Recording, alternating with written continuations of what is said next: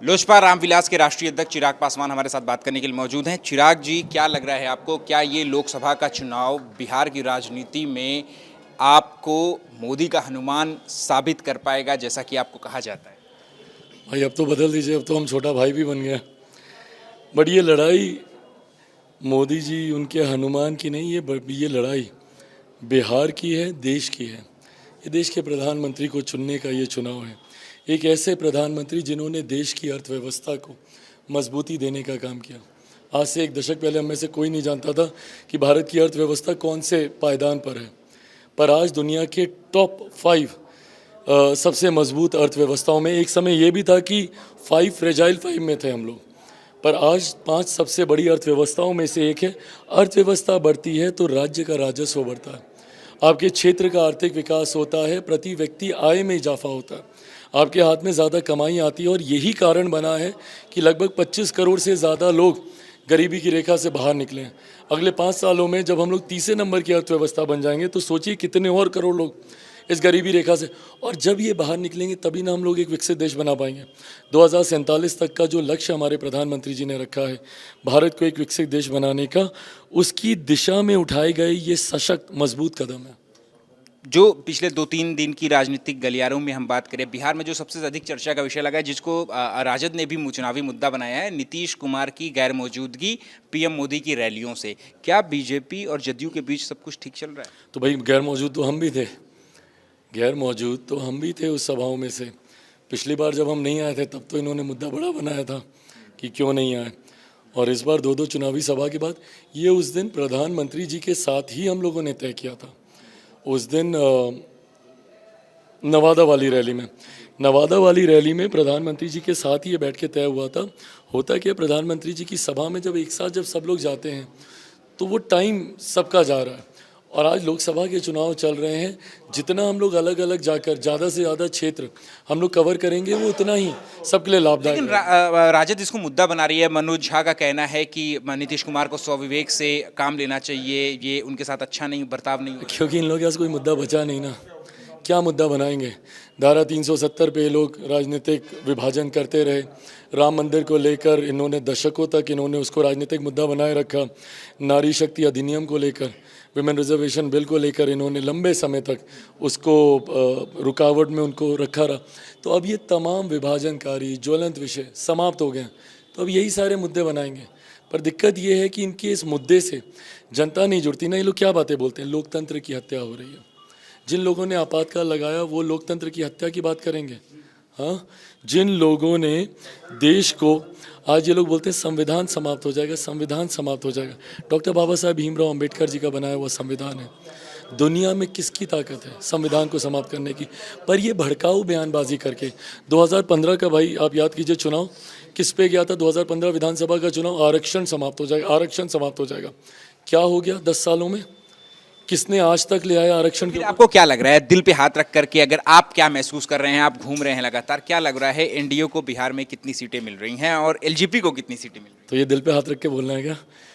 अगर आप पूछ रहे हैं, पहले तो आप ही के ओपिनियन पोल ने मुझे तो 5 की 5 दे दिए। मेरा सवाल भी तो आप ही का ओपिनियन पोल मुझे 5 की 5 दे रहे हैं। बट हाँ, हमारे एनडीए को जो 33 दिखा रहा है, मैं मानता हूँ भाई, क्योंकि मैं रिसर्च करता हूँ, मैं डेटास पे काम करता हूँ। मैं 15, 14, 15, 19, 20 तमाम चुनाव के रिजल्ट्स पे मैं बहुत अध्ययन करता हूँ। मैं 2004, 2005, 2009, 2010 सब पे मैं अध्ययन करता हूँ।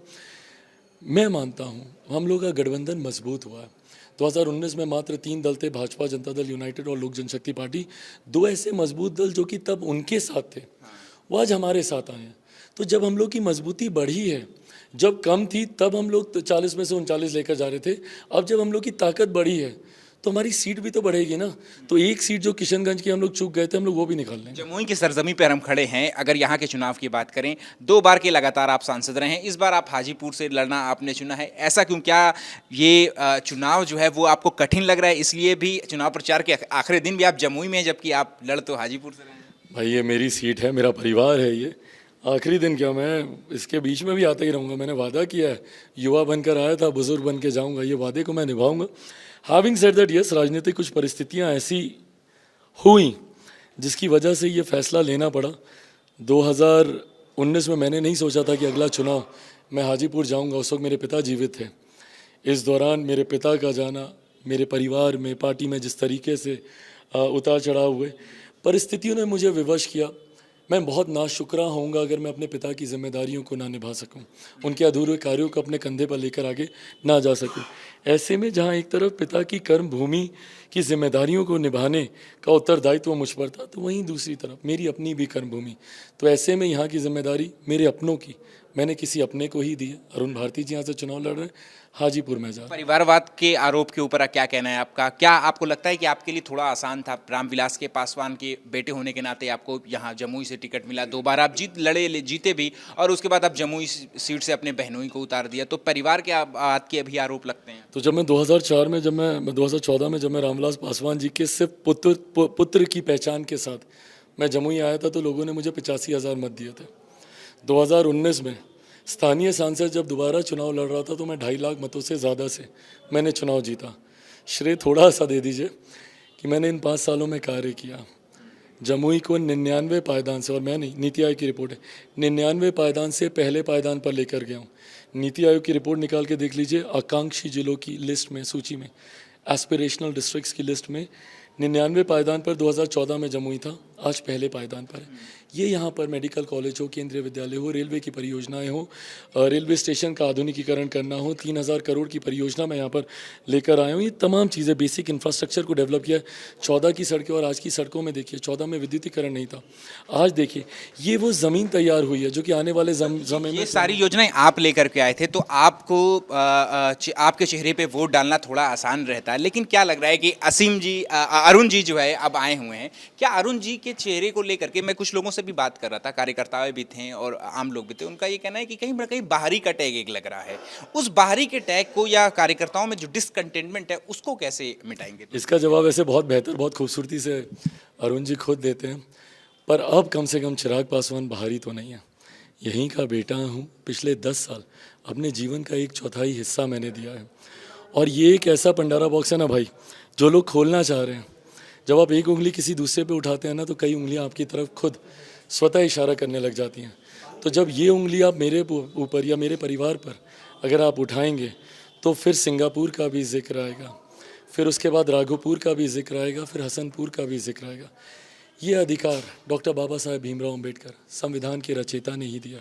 और मेरी ना लड़ाई भी भाई इसी बात को लेकर है, भेदभाव को मिटाने को लेकर। आज मैं बिहार में 13 करोड़ से ज़्यादा बिहारियों की बात करता हूँ, बिहार फर्स्ट, बिहारी फर्स्ट की बात करता हूँ। इन लोगों ने हम लोग को जात के नाम पर, धर्म के नाम पर, क्षेत्र के नाम पर, कभी सांप्रदायिकता फैला के, कभी जातिवाद फैला के इससे बांटने का काम किया। आज भी भीतरी बाहरी कर कर बांटने की राजनीति हो रही है।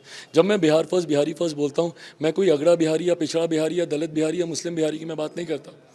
मैं पूरे बिहार के 13 करोड़ से ज़्यादा बिहारियों की बात करता हूँ। समावेशी विकास की मैं सोच रखता हूँ। लेकिन ये लोकल मुद्दे जो आप गिना रहे हैं, क्या लोकसभा में ये लोकल मुद्दे मायने रखेंगे? क्योंकि हमेशा से जैसा कि ट्रेंड देखा गया है, राष्ट्रीय मुद्दों पर लोकसभा का चुनाव लड़ता है, तो ये लोकल मुद्दे मायने रखेंगे? भाई मुझे नहीं लगता, बट इन लोगों के पास कोई राष्ट्रीय मुद्दा नहीं है ना। मैं तो बोल रहा हूँ, हम लोग तो अर्थव्यवस्था की बात कर रहे हैं, हम लोग शौचालयों की बात कर रहे हैं। लंबे समय तक ये लोग भी थे ना, जो लोग आज बड़े बड़े अपने मैनिफेस्टो लेकर आ रहे हैं, ये लोग भी तो थे। क्यों नहीं उस वक्त महिलाओं के सम्मान की चिंता की?